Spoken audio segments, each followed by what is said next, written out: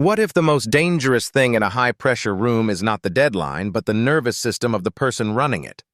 Because the data keeps suggesting your brain does not just think your body through stress, it rewires your body around it.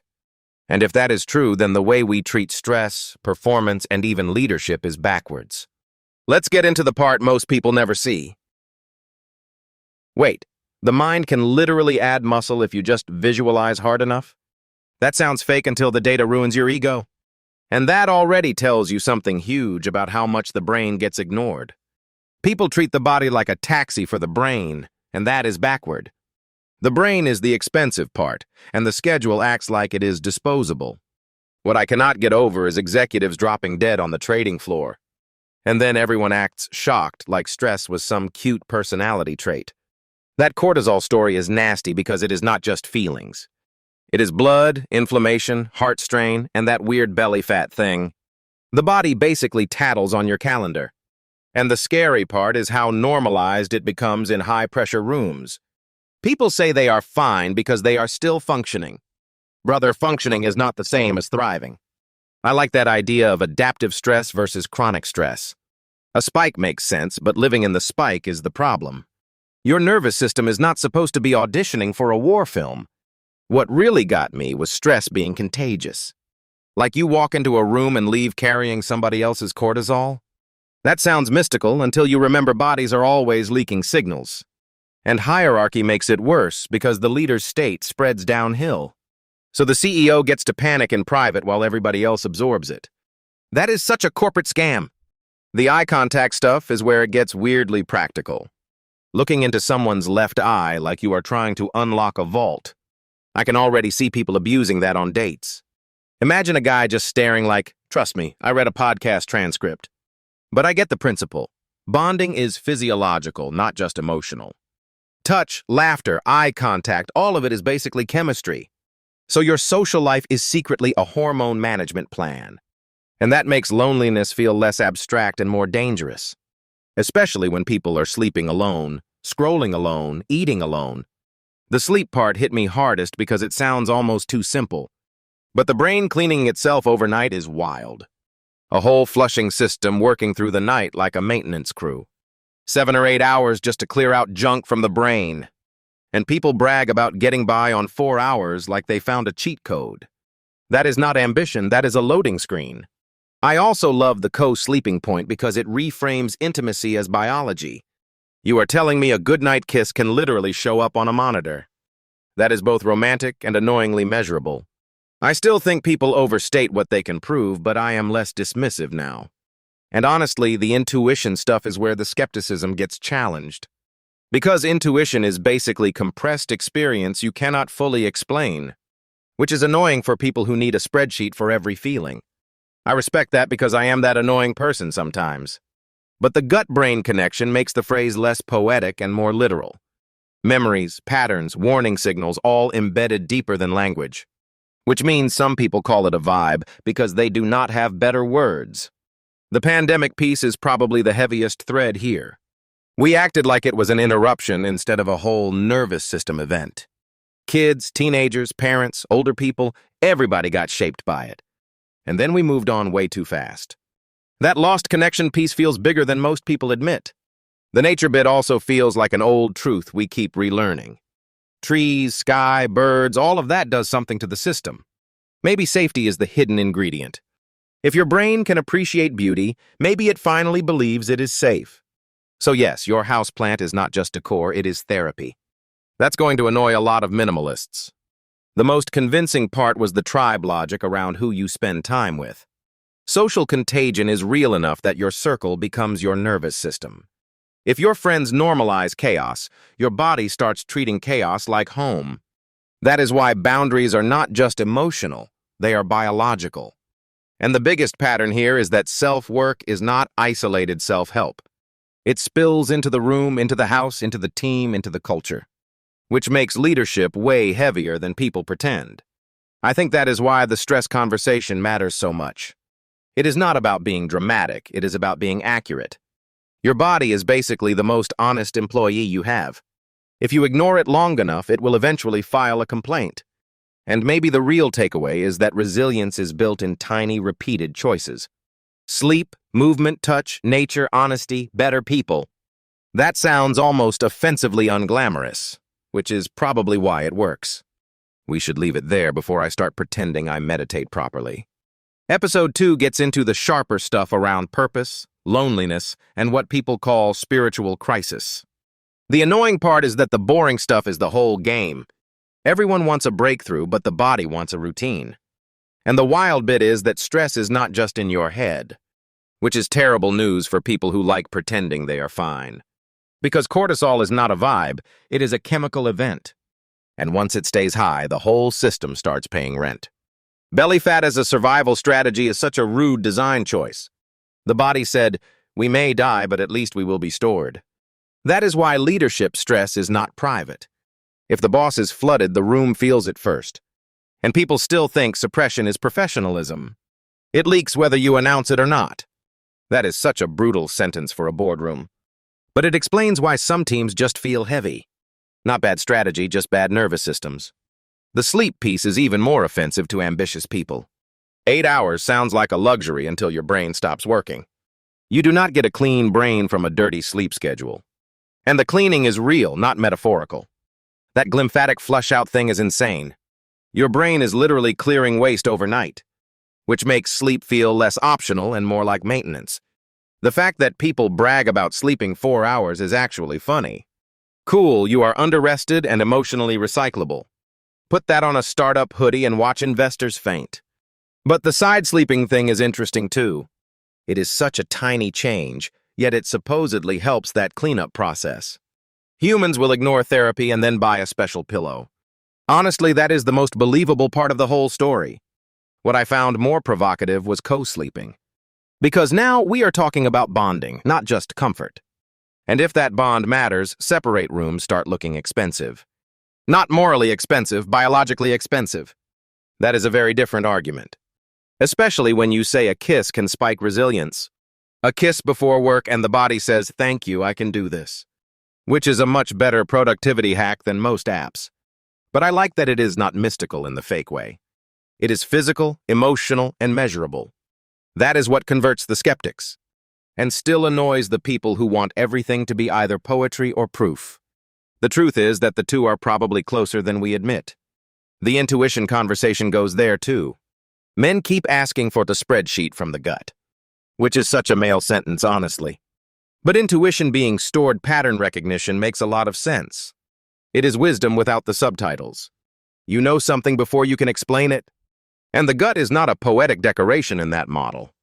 It is part of the nervous system, part of the feedback loop. So the body is not just carrying the brain around.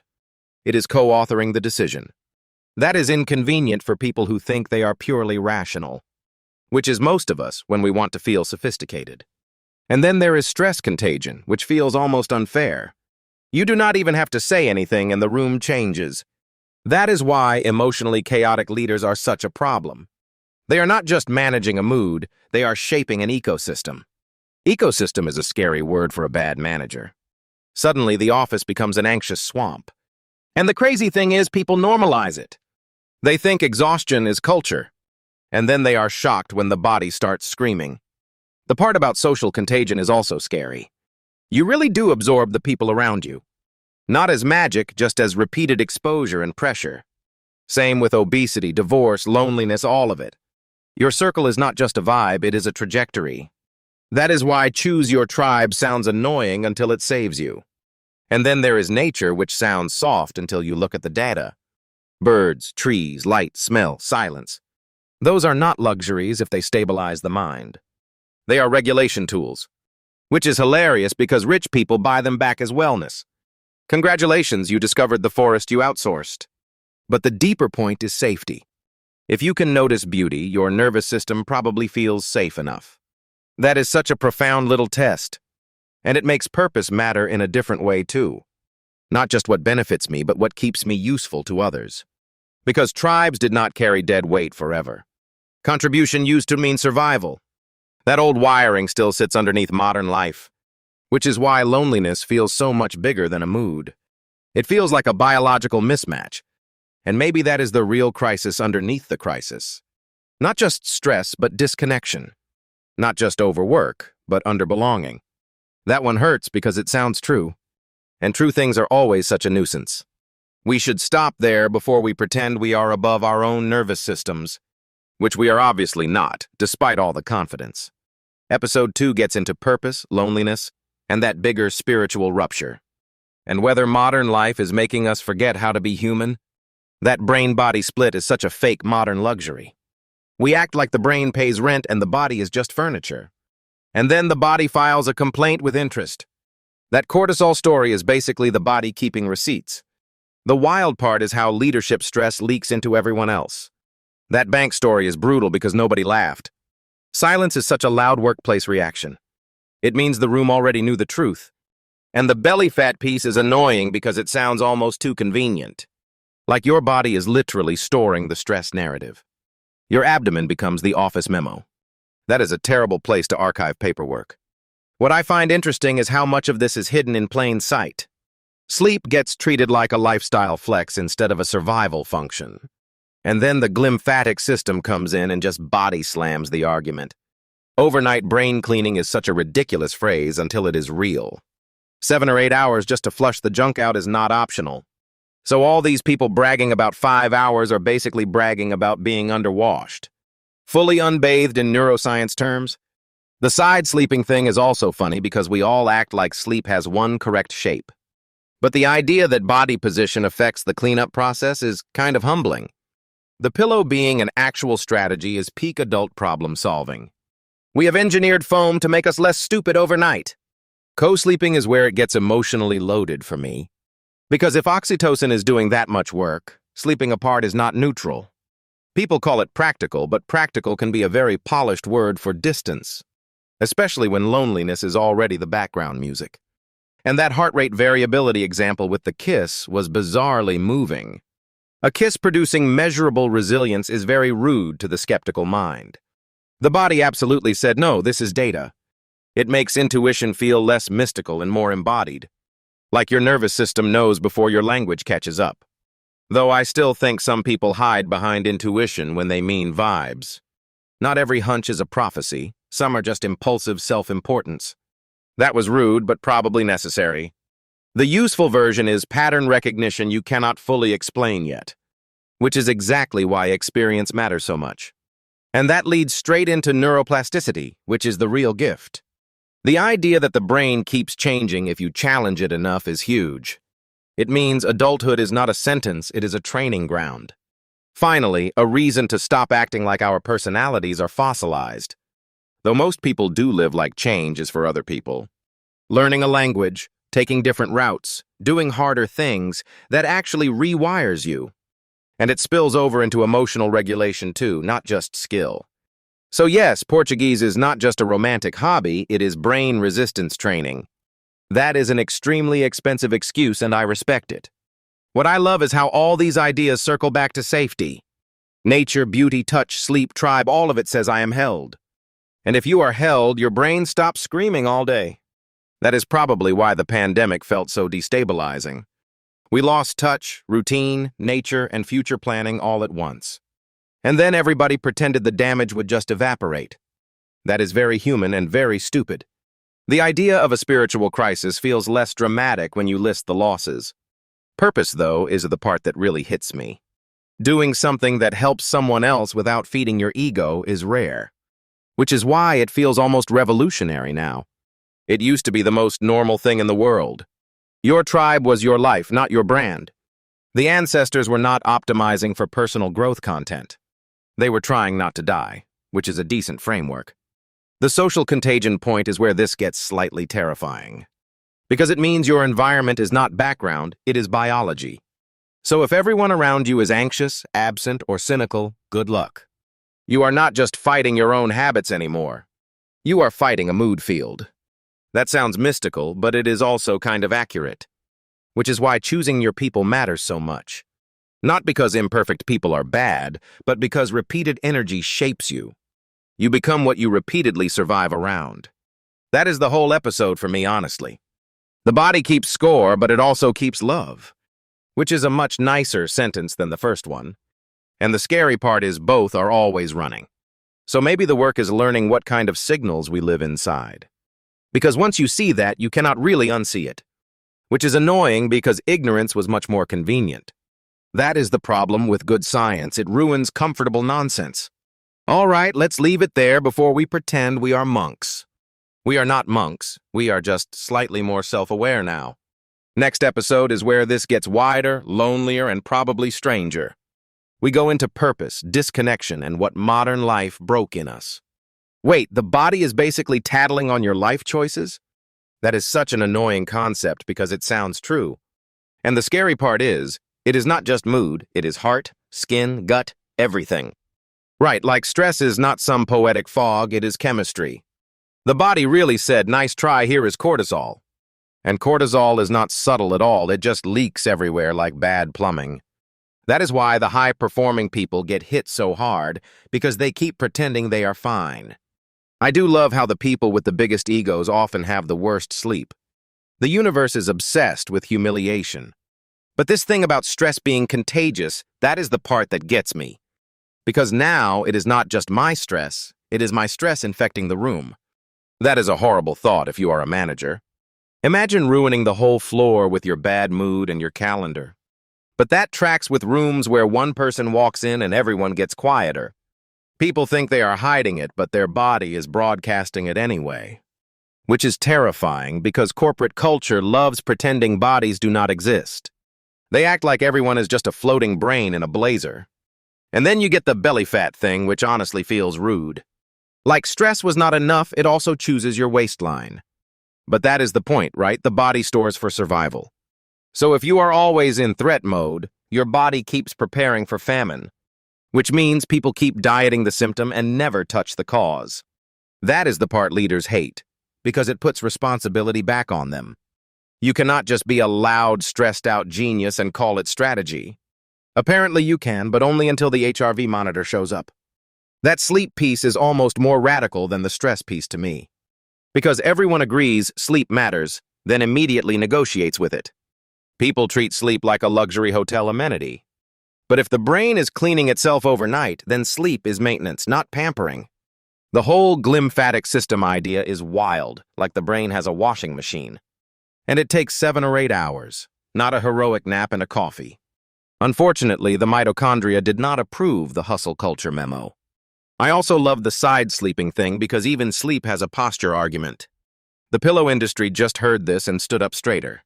But the bigger thing is that sleep is social too, which people forget.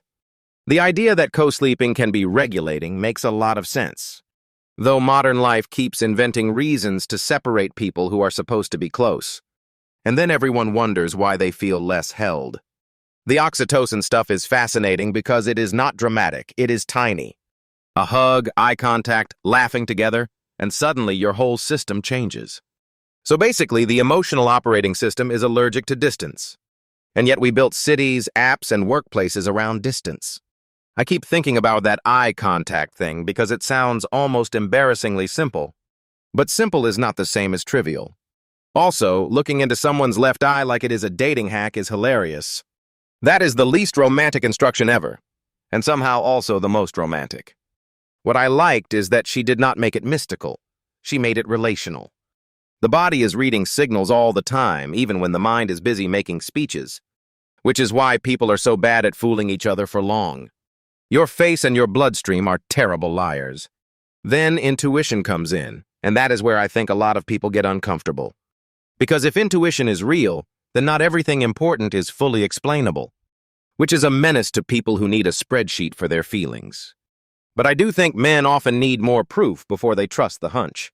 Not because women are magical, just because they are often more willing to admit the signal exists. That distinction matters because otherwise it becomes cliché instead of useful. And the gut-brain part is not actually woo-woo if you think about the nerves involved. Your stomach, intestines, heart, all of it is wired into the same system. So yes, your gut has opinions. I hate that, because now every bad decision gets to say it was intestinal. But this is where the brain-body connection stops being a metaphor and becomes a map. If you can change the body, you can change the brain. And if you can change the brain, you can change the body. That is such a bigger deal than people realize. Which also makes neuroplasticity feel very empowering and very annoying at the same time. Because now you do not get to say, this is just who I am. You have to say, this is what I practiced becoming. And that is where language learning, music, travel, all of it matters. So my Portuguese procrastination is not just embarrassing, it is neurologically lazy. That is rude but fair. The deeper point is that routine is comfortable, but comfort is not always growth. And maybe that is why nature feels so good, because it tells the brain you are safe enough to expand. That might be the whole trick, honestly. Not forcing transformation, just rebuilding the conditions where the nervous system can trust itself. Which is a very unsexy answer for something that sounds like enlightenment. But it is probably the correct one. Anyway, the wild part is that the biggest fixes keep sounding boring until you live them. Sleep, sunlight, movement, touch, truth, repetition. Not glamorous, just wildly underused. That is probably the least marketable revolution imaginable.